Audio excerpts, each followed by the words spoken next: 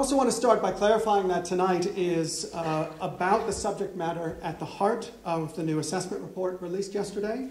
That means we're talking much more about impact and adaptation and vulnerability than we are about mitigation or cutting emissions. Now, obviously, we've had a lot more policy discussion about emissions reduction and the controversy around that. But one thing that this report does tell us, and it tells us loudly, is that it's not really a question of either or, of whether we mitigate or adapt, that we absolutely have to do both. And so the integration of the two will be at the heart of some of the discussion tonight. Now, responding to climate change by talking about emissions was difficult enough. And now, of course, we have to talk about food security and hunger, and about the potential decline of economic growth, and about heat and health impacts, the possibility of increased conflict, environmental migrants, environmental disasters, and our ability to adapt to all of those. So the point of the evening is to lay out how the conversation has to expand beyond the sole focus on mitigation and on emissions, to our experiences, to our expectations, to our responses to the change that's already happening. So the format for tonight is pretty straightforward. We're going to have 4 short presentations, around 15 minutes apiece, and then questions from you and discussions about the report and what it might mean for Australia, for our everyday lives, and for the kind of action that's necessary to prepare for climate change now and in the future. So let me start by introducing the panel. I'll do that now, and then we'll just have them come up and speak one at a time, and I'll do this in order. So we'll start with Professor Leslie Hughes of Australia's Climate Council. She's a lead author for the current report, for the 4th and 5th assessment reports. She's an ecologist in the Department of Biological Sciences at Macquarie University, and an expert on the impact of climate change on species and ecosystems. She brings unique insights to the panel discussion due to her close involvement in the writing of the report, in particular on the Australasia chapter. Next up will be Rosemary Lister. She's a professor of climate and environmental law here at the Sydney Law School. She's director of the Australian Centre for Climate and Environmental Law. Rosemary co-convenes the climate change group in the Sydney Environment Institute, and she specializes in climate law and has 3 books with Cambridge University Press in the area, and another forthcoming next year, specifically on climate justice and disaster law. So she brings some keen insights to this evening. Last year, Rosemary was appointed a Herbert Smith Freehills Visiting Professor at Cambridge Law School, and this year she's been appointed a Visiting Fellow at Trinity College, Cambridge, and a Visiting Professor to the University of California at Berkeley. Next up will be Associate Professor Dale Dominy-Howes from the School of Geosciences here at the University of Sydney. He's a global leader in natural hazards and disaster reduction. His research focuses on enhancing community resilience, reducing losses from natural disasters, and developing appropriate disaster risk reduction strategies. And Dale will talk about the report's focus on adaptation and vulnerability. And then finally, John Connor, who's the CEO of the Climate Institute, which is an independent research organization that highlights the impacts of climate change. We'll wrap up. The Climate Institute has examined impacts and vulnerability in terms of community well-being and health, as well as the risks to interdependent infrastructure. It's called for a greater assessment of the risks of 2 and 4 degree warming scenarios. So we'll start with Professor Leslie Hughes. Thanks, Leslie.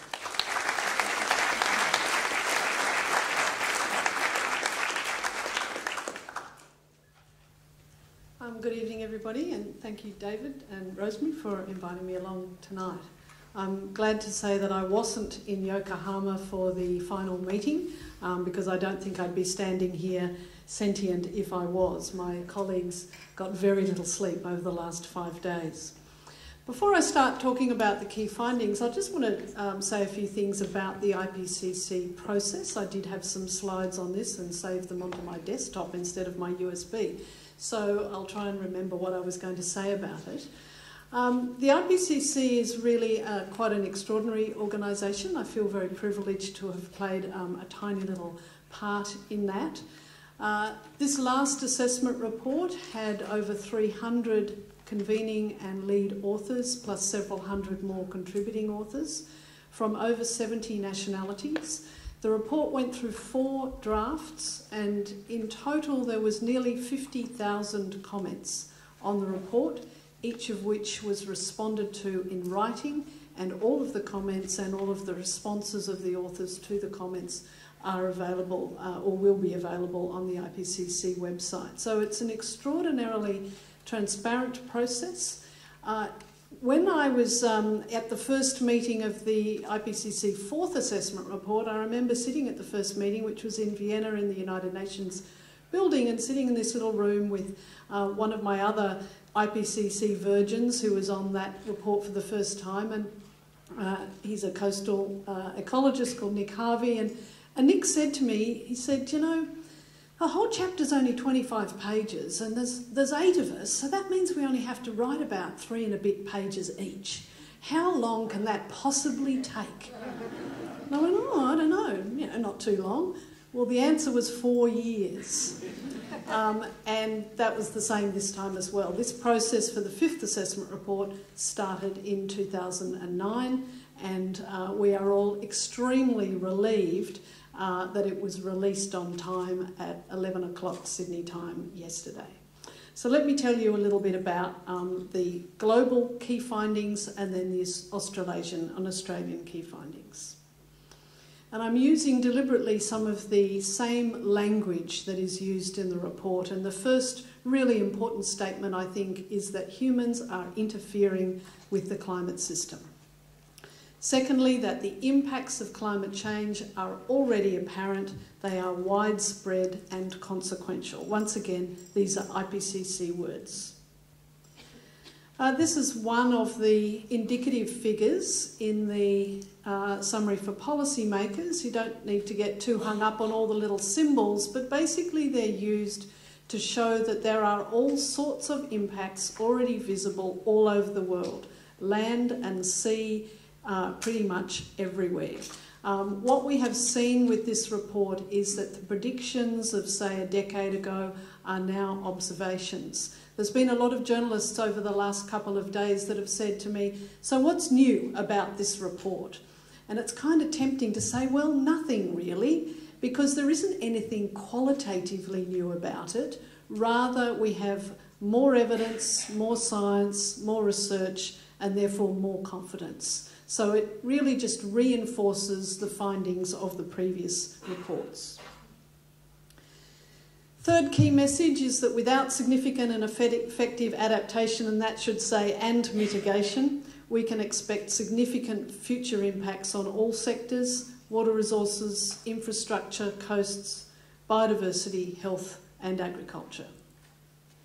Here's one of the figures from the SPM. This shows our predicted reductions mostly in yield of the major crops that feed most of the world.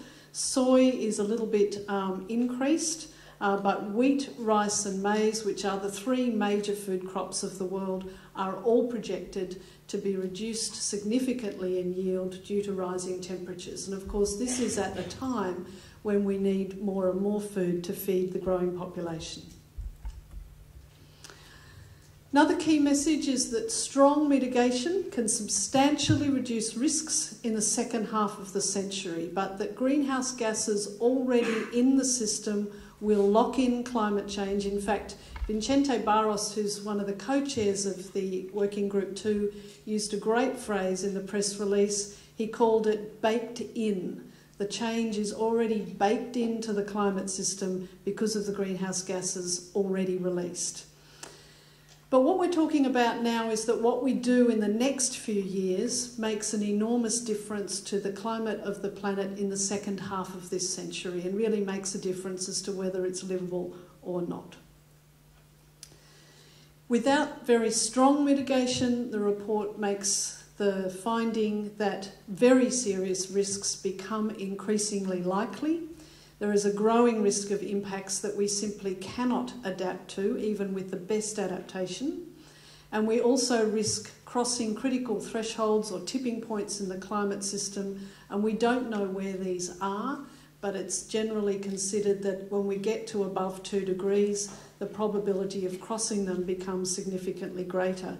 2 of them that are highlighted in the report are the potential switch of the Amazon from being a net sequester of carbon to being a net source of carbon due to forest dieback, and also the release of carbon and methane via the melting of the permafrost. This is one of the summary figures of the report. I realise it's probably a little bit small for the people up the back to see, but let me take you through it. The graph on the left-hand side shows the temperature anomaly that we've had so far, and then two potential futures. The bottom one is known as RCP 2.6 for those aficionados of these sorts of things. It's a very, very strong mitigation scenario. Probably, well, most people regard it as almost impossible to achieve. That gives us a warming of, on average, about 1.5 degrees. If we get to 1.5 degrees, we'll have a warmer planet than at any other time in the history of the human species. The kind of big red band is the RCP 8.5, which is actually the trajectory we are at the moment on. That's the business as usual scenario. That gets us up to about 4.5 degrees on average by the end of the century. The various coloured bars here on the right-hand side, and I realise that only the people in the front can actually see what this means, but they basically refer to the level of risk for different systems. The first bar is unique and threatened systems. The darker the colour, the greater the risk at different temperatures. The second bar is extreme weather events. The third bar, the distribution of impacts, that is, will they be distributed regionally or more broadly across the globe. The fourth one is global aggregate impacts, and that's when you try to put all sorts of impacts together, including economic impacts. And then the last one is the tipping points, the large-scale singular events, the potential to cross over critical thresholds. Moving now on to chapter 25, and one of my lead authors is Sandra Schuster, is also here, so you can ask her any questions about insurance. Australia's climate is changing is our first major finding, and that should say, 0.09 degrees per decade since the 20th century, greatest warming over inland. Ocean temperatures are increasing, and in fact they're increasing so fast in the Southern Ocean that it's become a global warming hotspot. We're getting more extreme hot days, far fewer cold extremes. Rainfall has decreased in the southeast and the southwest, but increased in the northwest. Sea levels are rising at or a little bit above global average. It's about 3 millimetres or a bit more per year, and snow is declining. These are some projections for the future. The main ones to look at, the top ones are temperature, the bottom ones are rainfall. It's probably better to look at the top set of maps rather than the bottom. The top set in each case are the RCP 8.5, that's the business as usual, and they show us getting basically very, very hot indeed through the rest of this century. Rainfall is shown on the bottom set of maps, and you can see how variable it is. You can see the different colours across the continent. Once again, probably continue to increase rainfall up in the northwest, increase the drying trends in the south, though rainfall projections have a lot more uncertainty attached to them than temperature projections, which does make adaptation extremely challenging. Just to put that in perspective with the historical and projected temperature then specifically for Australia, it's a similar graph to what I showed before for the global picture, but now once again that strong mitigation scenario, the blue band, the business as usual scenario for Australia, that red band, giving us about on average 4 degrees by the end of the century. So Australia's climate will continue to change through the 21st century, as I said before, up to about 5 degrees, possibly on land, a couple more degrees in the ocean. Basically everything that's been happening is set to just keep going and potentially increase in rate, including increases in bushfire danger, potentially a reduction in the number of tropical cyclones, but the ones we do get are likely to be of increased intensity and therefore increased in damage potential. We could have a snow-free, in fact we're quite likely to have a snow-free alpine zone by the end of the century. Another point that the chapter makes is that despite being a highly developed country, recent responses and impacts of extreme events highlight Australia's vulnerability to increases in extreme events. We use examples of the Queensland floods in 2011, 35 lives lost, nearly $6 billion in public infrastructure damage, the 2009 heatwave in Victoria, over 300 excess deaths due to that heatwave, nearly 200 people died in the bushfires that came next, 2,000 houses lost and considerable damage. The chapter identified 8 key risks, and we bundled them up into 3 groups depending on the combination of adaptation and mitigation that's needed to reduce those risks. So the first 2 are really the most serious ones at this point. Changes in the structure and composition of coral reefs, the Great Barrier Reef and the Ningaloo off Western Australia, and loss of montane systems and extinctions of native species. These we considered to be risks that could be delayed, but to some extent are unavoidable. They are locked in the warming trajectory that we will get, and they cannot be completely avoided. In fact, there's some quite strong language in the report that at 2 degrees, it is likely we will lose coral reefs as we know them today. The second set of risks, there are 4 that we considered had the potential to be severe, but that could be reduced with strong mitigation and effective adaptation. And these are increased damage due to flooding, due to increased intensity of rainfall events, reduced water resources in the southern parts of the continent, increased mortality, morbidity and infrastructure damage due to heat waves, and increased damage and loss of life from bushfires. And then the last 2 risks we considered to be of somewhat more uncertain in nature, because their severity will depend on whether the more severe end of the projections are realised. And there's 2 of these. One is damage to coastal infrastructure and low-lying ecosystems if the high end of sea level projections, that is the metre plus, are realised. And also reduced agricultural production in the southeast, southwest and the Murray-Darling if the high-end drying scenarios are realised. And then my final slide about adaptation, and some of the other speakers will be expanding on this topic. We found the IPCC report this time, one of the new things about it is that there was a much bigger focus on adaptation than there was in the 4th assessment, simply because there is actually more to talk about now. There's a lot more focus on adaptation research-wise and also in policy. So there are 3 chapters on adaptation in the whole report that didn't exist in the 4th assessment. So our chapter likewise had quite a significant focus on adaptation. We found that there's been a significant increase in adaptation efforts since the last assessment, but this is hampered by a lot of different things, amongst them lack of integration between different levels of government and a highly variable understanding in climate change risks. Some adaptation options with co-benefits for energy and water use have been implemented, which is good, but planning for reduced water availability and for increased sea level rise in particular has been very piecemeal, and in the case of sea level rise, extremely contested. But I'm sure Rosemary, who will be coming after me, will be able to expand on that even further.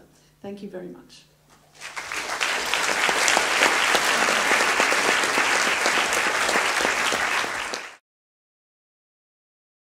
I would first of all, as the Director of the Australian Centre for Climate and Environmental Law, welcome you all here tonight and thank you for your attendance, and also to follow David in acknowledging the traditional owners of the land on which we meet.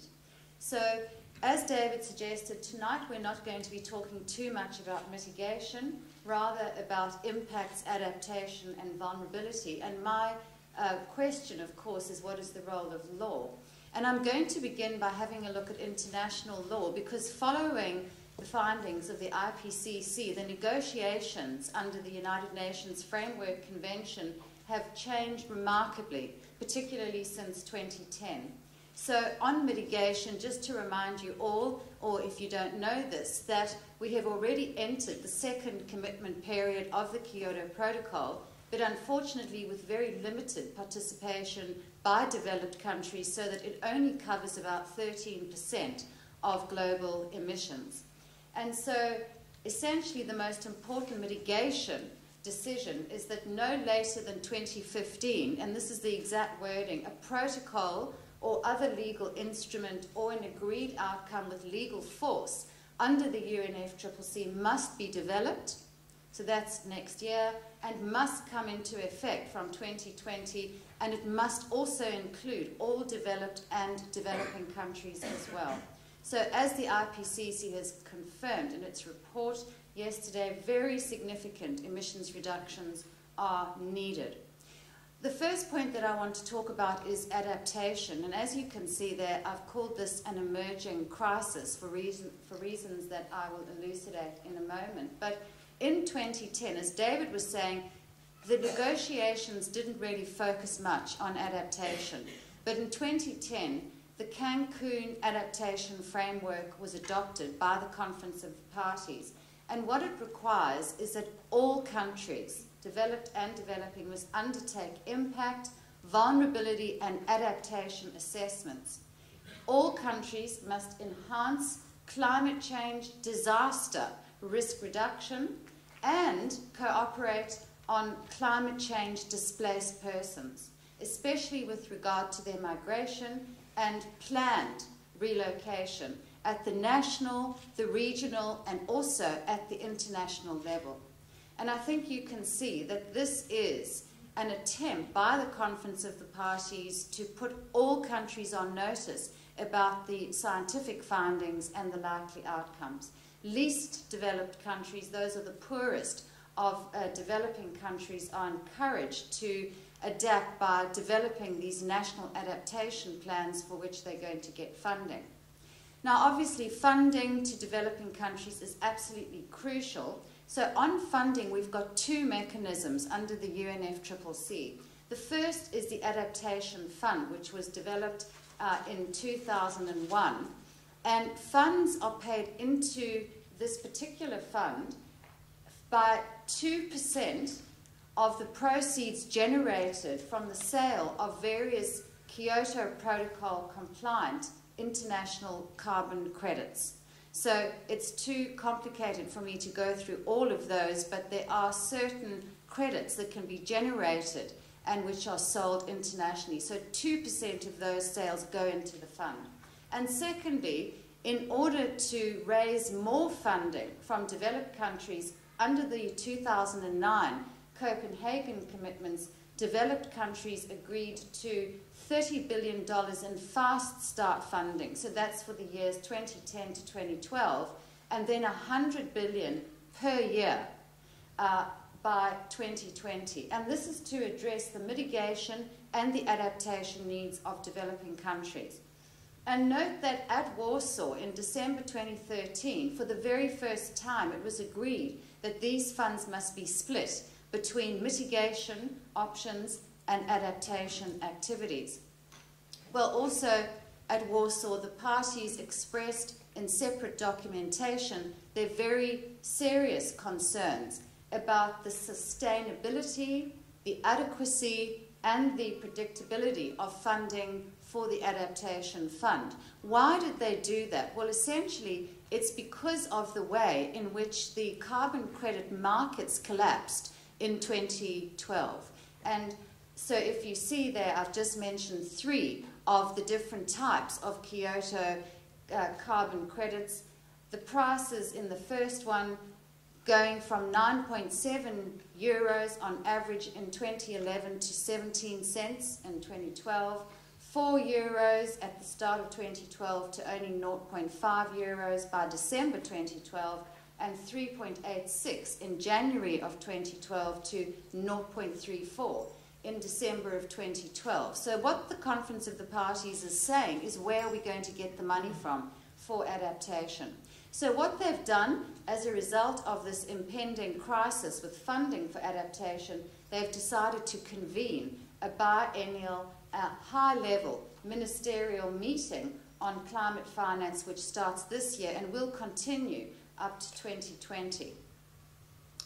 In addition, for the first time, the Conference of the Parties decided to establish a separate mechanism on loss and damage. It's called the Warsaw International Mechanism for Loss and Damage Associated with Climate Change Impacts, and it's established under the adaptation framework, which I've just mentioned.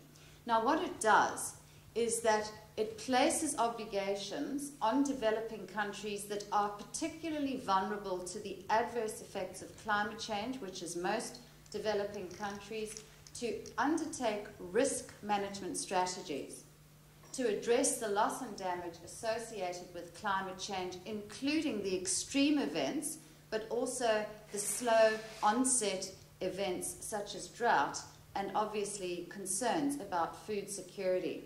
But what the Conference of the Parties acknowledges and tells all of us is that these losses cannot all be reduced by adaptation.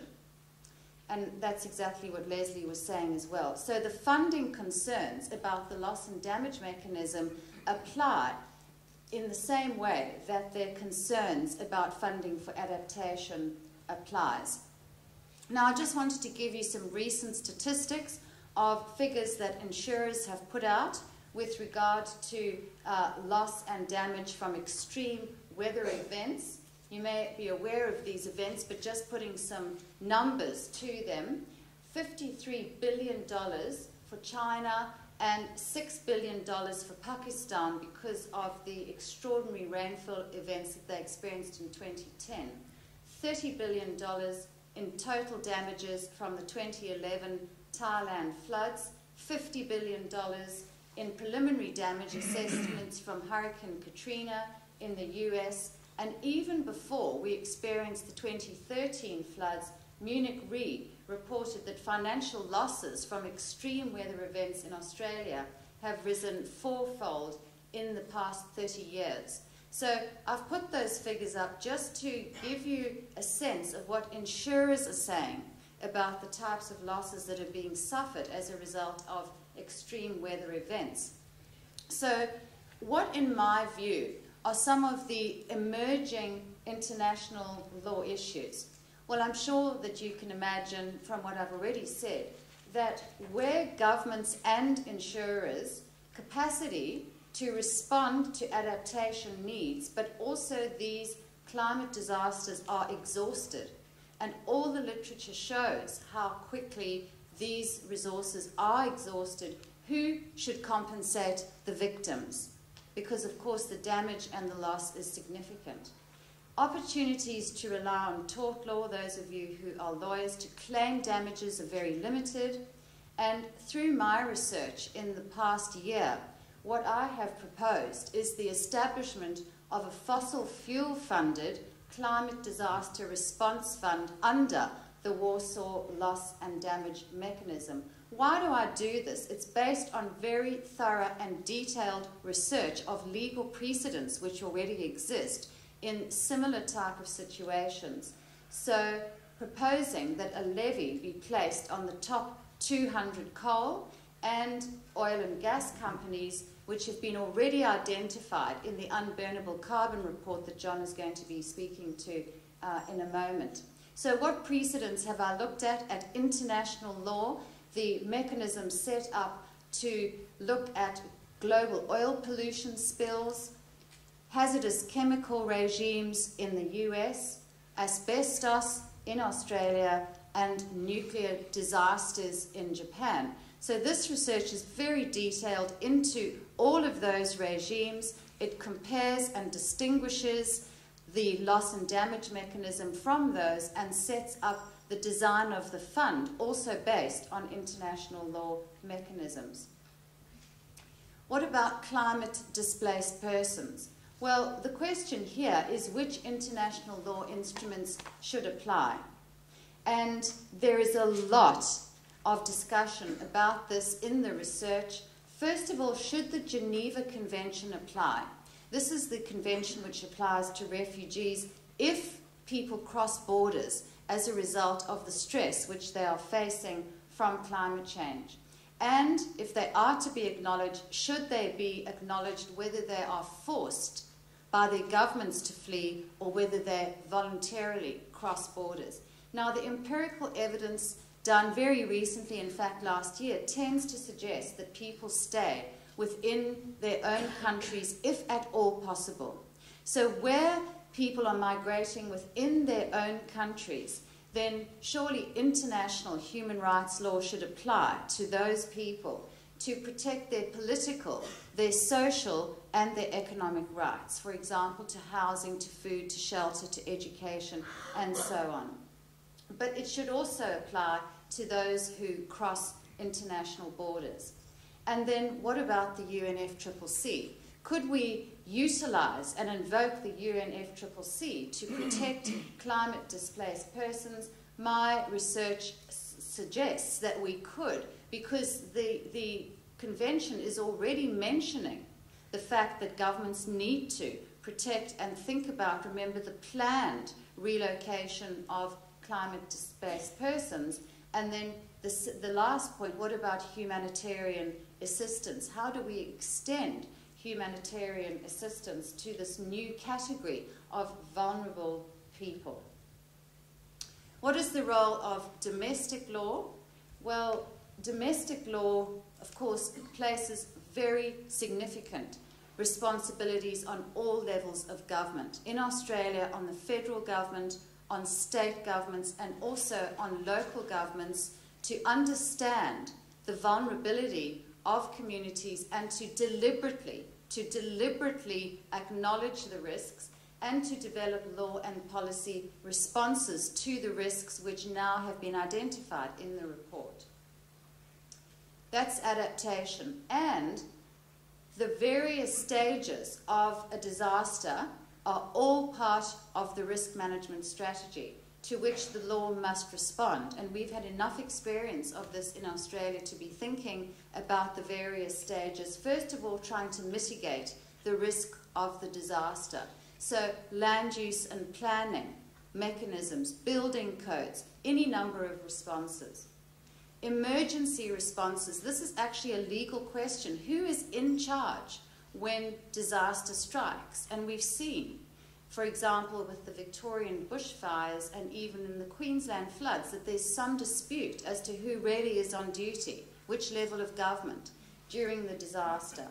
And then looking at the question which I raised about insurance and compensation.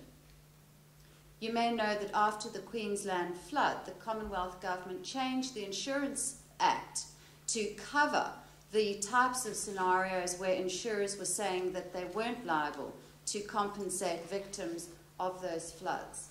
And then finally, what usually happens is that governments step in ex post facto and they compensate victims to the extent of their resources. Of course, in developing countries, this is extremely difficult.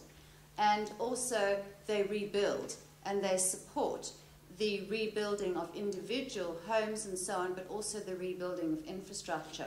So what legal mechanisms should be used for that? Well, we all know that after the Queensland flood, we were hit with a levy, the Queensland Flood Levy, because that was an acknowledgement by government that perhaps they were short of funds in terms of giving a full response to the disaster that was caused. Who decides who should benefit? So if the government does set up a compensation fund, who is the person or the institution that sets out the criteria for who is entitled to benefit? And also, how should people make the claims that they are entitled to make under the law? So this is a range, it's not all of them, but it's a range of issues that the law needs to respond to with regard to adaptation and also with regard to disasters. And it implicates almost every branch of the law: constitutional law, administrative law, torts, insurance, environmental law, and so on. So in conclusion, that was a snapshot of international law mechanisms as well as domestic mechanisms. I think that compelling scientific evidence makes it clear that law has and will continue to have a fundamental role to play in recognizing and protecting the rights of human and non-human populations facing increasingly serious risks to their survival, and in allocating the risks and responsibilities of all parties, governments, business, civil society, and individuals, in both mitigating and also adapting to the impacts and the risks of climate change. Thank you very much.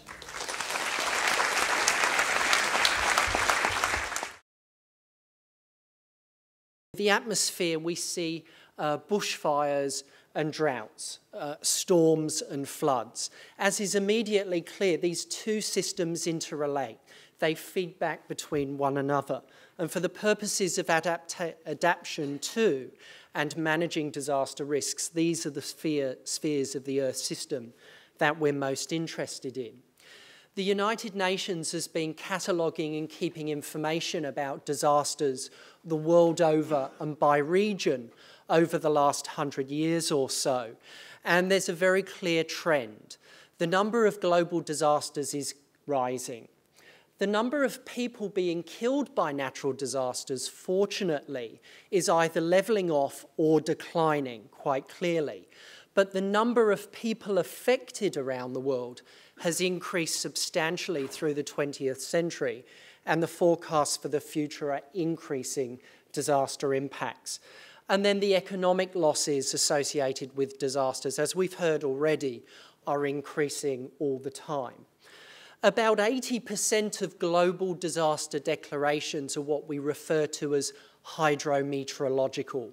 They're related to extreme weather and climate events. And those little pie charts in the different geographic regions of the world in the upper part of that figure, basically stuff in blue is where most disasters are occurring. And these broad statistics that you can see on your left show disaster declarations over the last 30 years. So very clearly, hydrometeorological weather and climate disasters are the big ones that affect us, both traditionally in the past and forecasts for the future associated with disaster management. In New South Wales, just to benchmark, about 90% of all of the disasters declared in the last 10-year period were related to weather and climate. This graph very gently shows economic losses, population affected, and number of people killed by natural disasters globally over a 12-year period from the start of the 21st century. There are some very big numbers there. And as I say, climate change, given the fact it has the potential and capacity to drive changes in extreme weather and climate-related events, ensures that we are committed to a future trajectory of an increasing set of losses. You might reasonably ask the question, how does that relate to the situation in Australia? Well, this graph shows disasters over a 30-year period, and that shows that, again, storms and floods are the most commonly occurring disasters in our geographic region. In terms of what are the big killers taking human lives, well, in actual fact, extreme temperature and heat waves are the type of events that in fact take most human lives in Australia. And preliminary data from the heat waves in early 2014 affecting South Australia, Victoria and New South Wales suggests that mortality may have reached potentially 2,000 individuals. So 2,000 people died as a consequence of the heat wave earlier this year. So heat waves are the big killers in Australia. And then in terms of economic losses, interestingly, drought is the type of disaster event, weather and climate, that has caused the greatest economic losses. It was interesting to hear Rosemary talk about some of the economic statistics.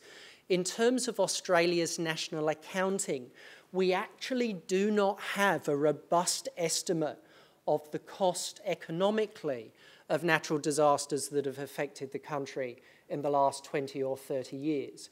But recent estimates are anywhere between $20 and $50 billion of economic losses, primarily from weather and climate-related events. But what happens is when disasters strike, They affect our coupled human-environment systems. They have effects on people, the built environment, our critical infrastructure, our agricultural systems. They impact on ecosystems and the natural world, in which, in so many ways, we're dependent on the services provided by ecosystems. So disasters have the effects, capacity to affect both the natural world and people at scales from the local to the national. So if we think about the Brisbane floods that were referred to just now, they affected geographically a broadly limited part of the country, yet there was a national impact in terms of the introduction of financial levies. So there were local effects that transcended to a national community. Now, importantly, from a disaster planning and management perspective, our emergency services and governments are well equipped and well experienced with the process of disaster preparation and management. And we use a set of language and terms that enable us as planners and managers to support communities to prepare in advance and then respond when things go wrong. And the words that you'll see here are significant because the latest report, the IPCC, that was released yesterday, has taken a much more risk-focused approach on the problem. That means we're beginning to align much more satisfactorily the problem of disaster management with the challenge of climate change and adaptation. That means we've already done a great deal of the legwork and groundwork in terms of preparation. And that's really important because whilst no one would deny the challenge at hand is not great, we do have the capacity to rise to that challenge. And I'm going to illustrate some of these elements as we go forward. So what is it that risk managers and disaster managers do? The risk management process of preparation goes through a few fundamental steps. Firstly, and fundamentally, we have to recognise that there is a problem. Now, forgive me, I will be, pardon the pun, I've used this joke before, to be slightly controversial, I believe that climate change is real. We have to accept and acknowledge that we have that problem. Until we do, there is a significant barrier to responding as a community to the challenge that climate change presents. But once we acknowledge that problem, those tasked with the responsibility set about assessing the hazard. What is the probability that certain types of extreme climate events like bushfires will occur at some point in the future? For particular geographic places on the ground, what is actually exposed to future bushfires of a certain intensity or magnitude? How many people, how many homes, what ecosystems are in the way and potentially at risk from the damaging fire? But once we've got some sort of assessment of exposure, we need to move to a more sophisticated assessment of vulnerability. Just because people and buildings and assets are on the ground in a place where an extreme event may occur doesn't mean that all that infrastructure and people are uniformly vulnerable. Once we've got some assessment of the vulnerability, we begin to be able to forecast likely probable maximum loss for events of particular types of magnitude in the future. Once we've got some assessment of that PML, probable maximum loss, we can set about implementing risk management strategies in order to safeguard communities in the future. And ideally, all of that process occurs before the onset of the next disaster event. Once such an event has occurred, we retrospectively start to undertake a forensic analysis. What worked, went well, do we understand why losses were well managed? If things went poorly and badly, do we understand why? And we feed this entire process back into the emergency risk management process. Disaster managers use something called a disaster cycle.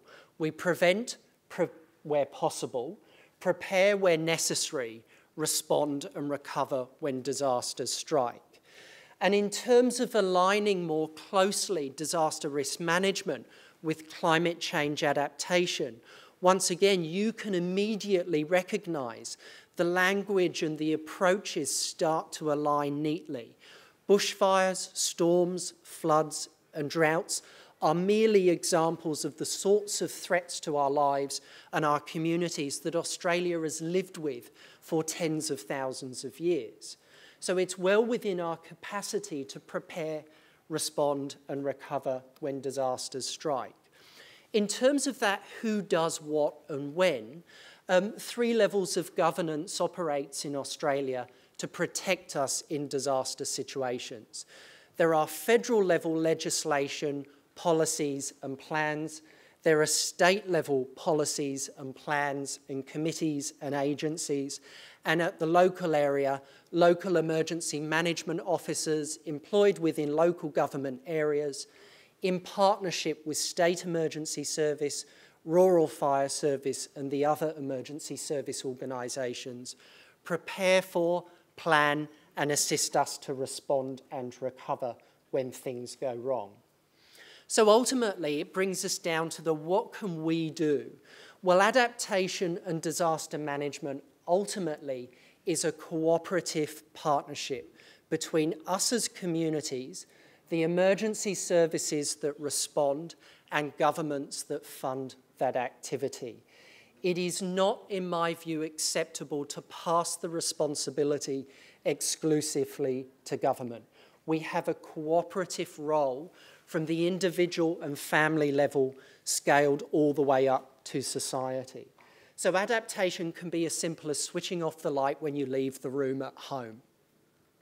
Do you really need to drive to the local shop to buy a pint of milk? You don't. Adaptation is very simple, but it scales all the way up to the polity. Disaster management is similar in that it is a cooperative partnership that starts with us as individuals and families and once again is scaled up to communities and governments working for us. I want to conclude and summarise by challenging us to think about some future conversations that we as communities need to have. Given that we continue to build on floodplains, river floodplains, and in coastal landscapes that will be subjected to sea level rise, or in mountainous forested areas where bushfires do occur, what level of risk do we as communities tolerate now and in the future? Leslie referred to ecosystem thresholds and tipping points. The same applies in social and economic and policy contexts. At what critical points will we need to change direction and begin to evaluate and plan in a different way? When things go wrong, who's going to pick up the bill? And lastly, for those that are charged with the responsibility of managing and preparing and responding to disasters, the emergency services, do they have the qualifications, experiences and resources necessary in order to do their jobs effectively? In Australia, we essentially have a volunteer emergency service community who do an outstanding job. But a question for us, is it enough? Thanks very much.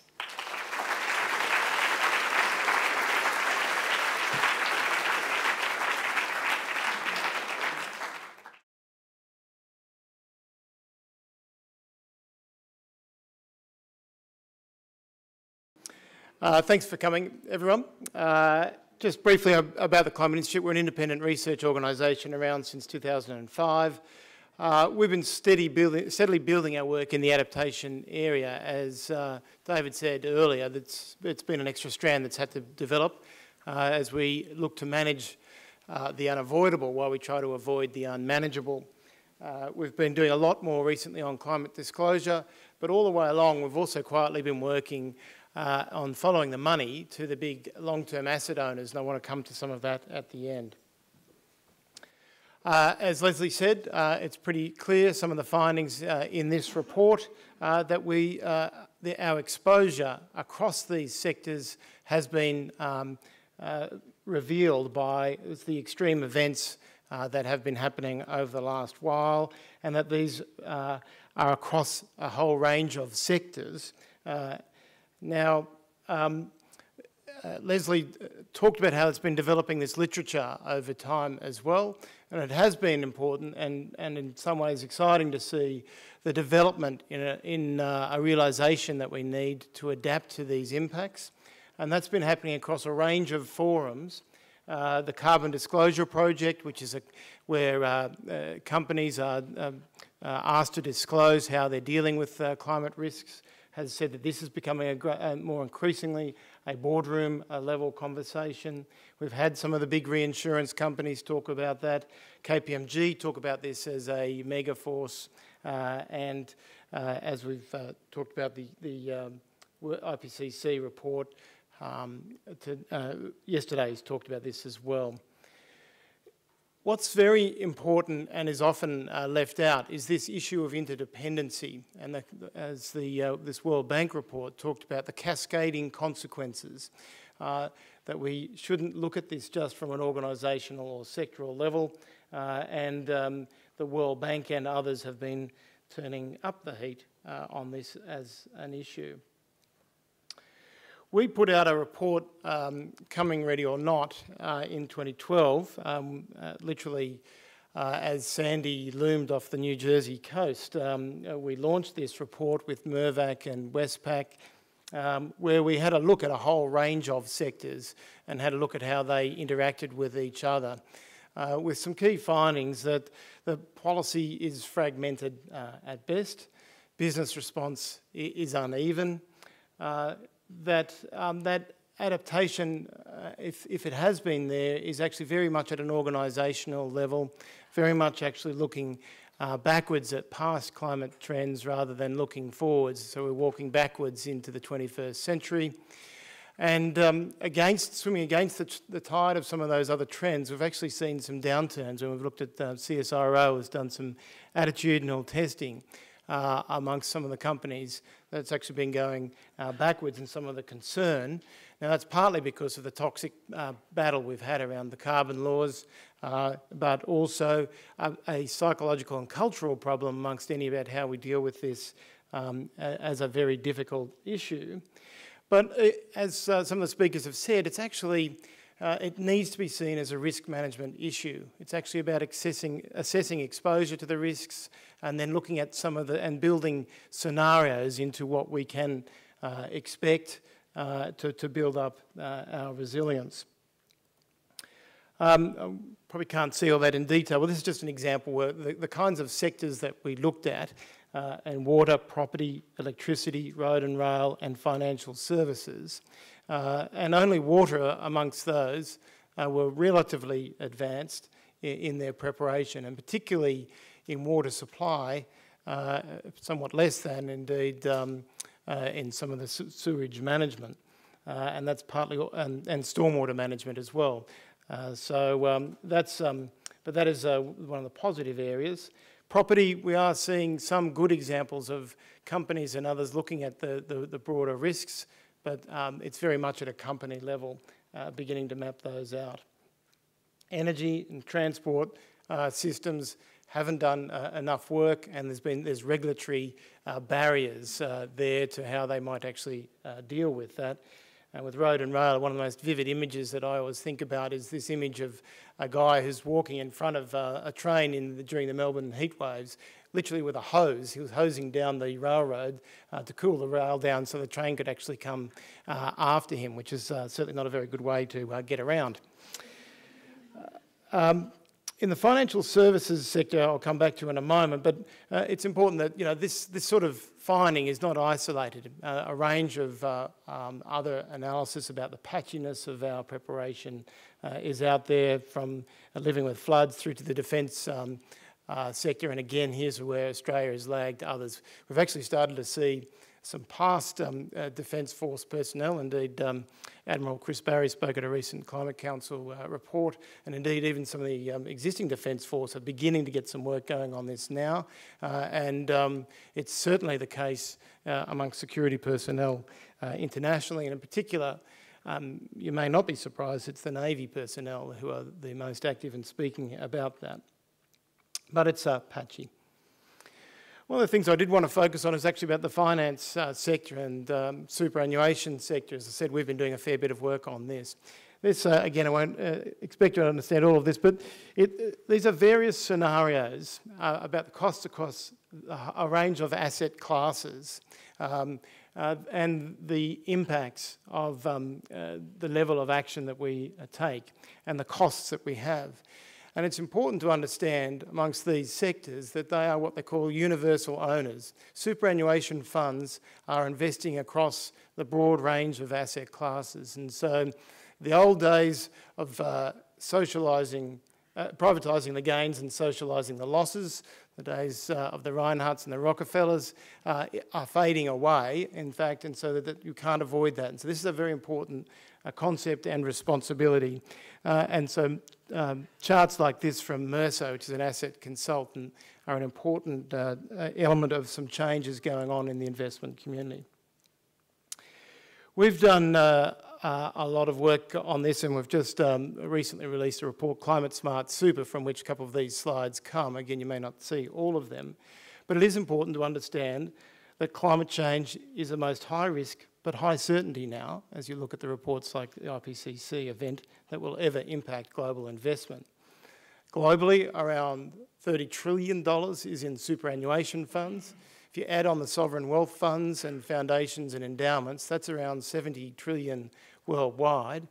In 1995, that represented about 15% of global equity markets. Now it's over 50%.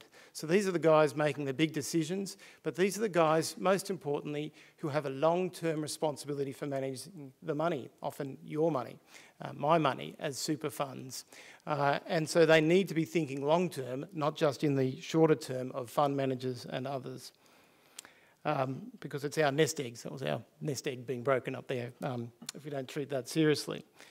And so this actually sets up a very interesting and quite exciting dynamic, particularly with the superannuation funds, because there's an actual fiduciary duty, a direct duty between you and the superannuation trustees about how they manage the money. And we are seeing within the exercise of those duties, but also this broader debate, what some have described as a civil economy, a concept of a civil economy emerging like the civil society, where there are whole sets of rules, governance and other principles which apply as we look at this chain that's there, which is from citizen investors through their funds into actual companies.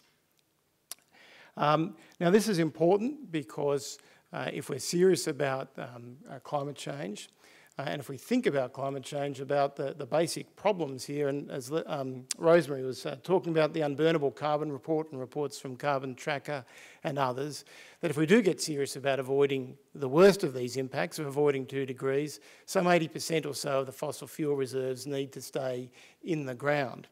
Now, the problem is, when we've looked at, and others have looked at the funds and their components, around 55% of those funds are in high carbon assets or carbon exposed assets, and less than 2% are in the solutions. And so while there are vigorous, so the job is to tilt that somewhat and change those things and to actually hedge the risks with greater low carbon investments. Others work on divestment. Our focus has been about trying to increase the investments in low carbon solutions. So what we've done, and I'm on the board of, and it's a partner organisation we've set up, is the Asset Owners Disclosure Project, where we actually map how these funds are managing your money. The risk management aspect is one of 5 key areas in which we're asking funds to disclose, as well as their investments in low carbon solutions, in their transparency, their active ownership within with the companies that they own. And so this is a report we released at the end of last year. There are a number of funds which are leading the way, numbers who are dragging behind. From a university perspective, Uni Super is not amongst the best. It's, I think, went from AA to BBB rating and down to 30th worldwide. But that's one way in which we're trying to have a conversation. It's been a pretty robust conversation at the top with funds and about matters including their risk management. There's a bottom-up a process where people as funds can exercise those, as fund members can exercise those rights. And we have this website, Are You the Vital Few, which enables you to have a conversation with the funds, take up with them about how they're managing some of these risks, and get active within that. Just concluding a couple of things. One of the elements we've just done recently is a global uni index. So the bigger slabs of money, in particular here in Australia, are within the superannuation funds, but unis have endowments and foundations, and we just recently wrote to the unis around the world about their management of these risks. We got one of those oopsie moments where, unfortunately, someone hit reply to our email. Well, actually, David Pitt from Monash. You may have seen there was a late line show on this on last Thursday night, basically saying we're going to keep these guys in the dark. Talked about how they talked about this with other G8 of the universities, and so all of that has now been put on the public realm, and a memo for ourselves. It was done on an iPad, which didn't even have the legal disclaimer. So anyway, but one of the points, and we've seen Glyn Davis from Melbourne Uni do a very long letter in response and an opinion piece in response to this, and his line was that people have given us money to manage. We need to manage that and to get the best money out. If they want us to invest this ethically, they'll tell us. Our point is that this is not about ethical investment, and it's not about fobbing off these things, as UniSuper have done, just announced about in their socially responsible investment fund, that will work nicely here on the margins. It's actually about the basics of good financial management and long-term risk involvement. So that's from John Hewson. That's actually in an opinion piece in tomorrow's Australian in the higher education sector. So I'll just close with a couple of things. Where's Sydney Uni and how it's managing the risks? That's certainly a question. But I thought this really jumped out at me as a message for us for taking action from the report. We have done this in the past to varying degrees of success. Let's hope we do that to the high degree of success as we manage these risks and go forward. Thank you.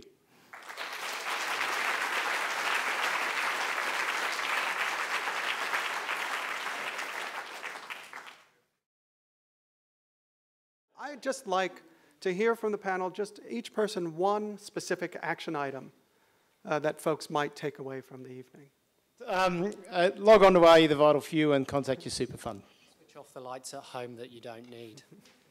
Well, I've been talking about the urgent need for law and policy development on the area of adaptation, and I think that it's only appropriate for me to suggest that you might like to contact the federal government and the state government and perhaps your local council and tell them that you're taking this issue very seriously and you would like to see action going forward rather than going backwards. That was going to be mine. So I'll just say respect good science.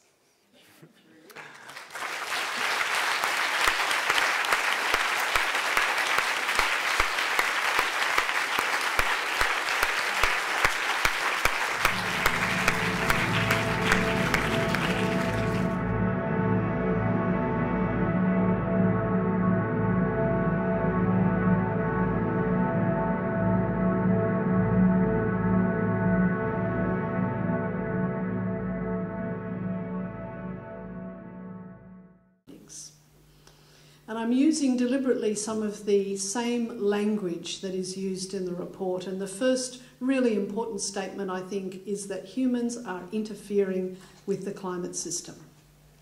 Secondly, that the impacts of climate change are already apparent. They are widespread and consequential. Once again, these are IPCC words. This is one of the indicative figures in the summary for policymakers. You don't need to get too hung up on all the little symbols, but basically they're used to show that there are all sorts of impacts already visible all over the world, land and sea, pretty much everywhere. What we have seen with this report is that the predictions of, say, a decade ago are now observations. There's been a lot of journalists over the last couple of days that have said to me, so what's new about this report? And it's kind of tempting to say, well, nothing really, because there isn't anything qualitatively new about it. Rather, we have more evidence, more science, more research, and therefore more confidence. So it really just reinforces the findings of the previous reports.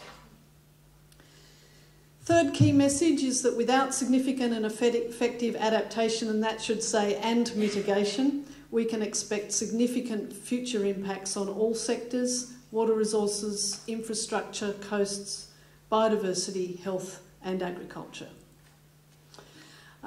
This last assessment report had over 300 convening and lead authors, plus several hundred more contributing authors from over 70 nationalities.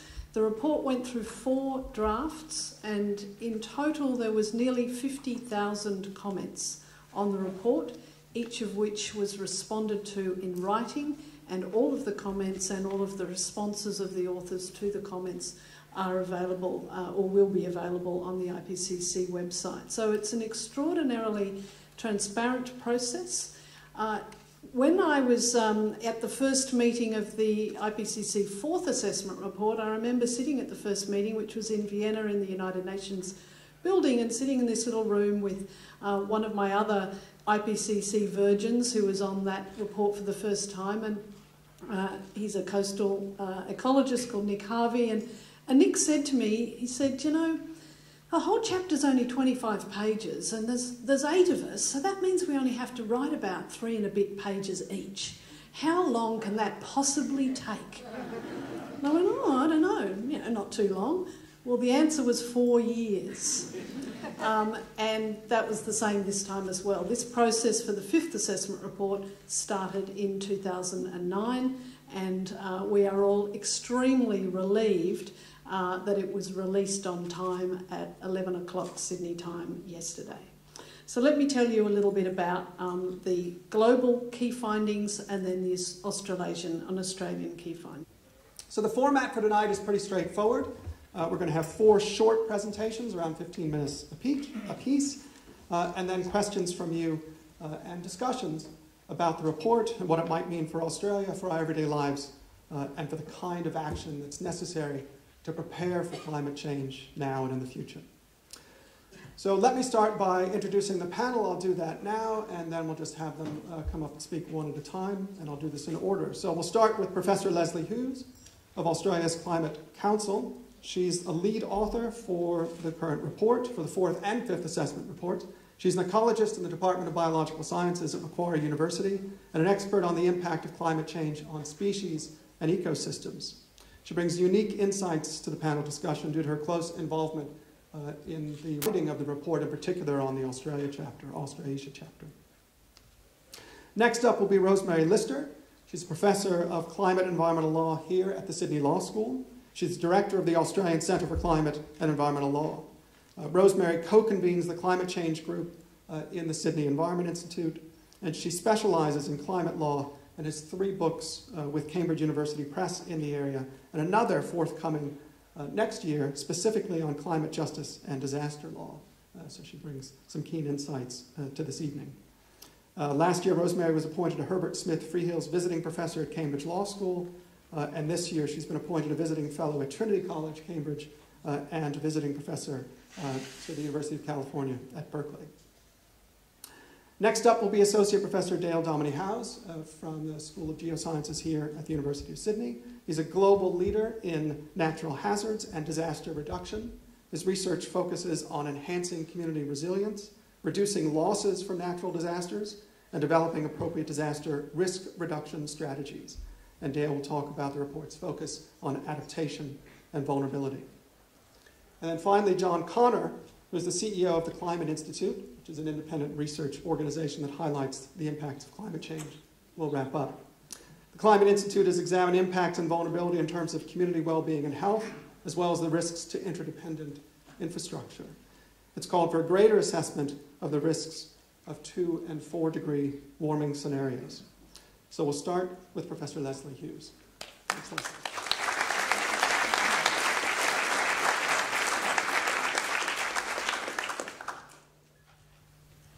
Good evening, everybody, and thank you, David and Rosemary, for inviting me along tonight.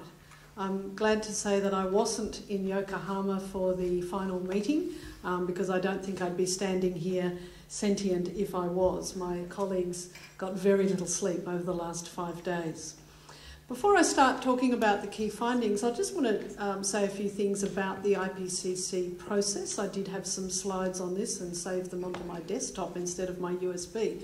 So I'll try and remember what I was going to say about it. The IPCC is really quite an extraordinary organisation. I feel very privileged to have played a tiny little part in that.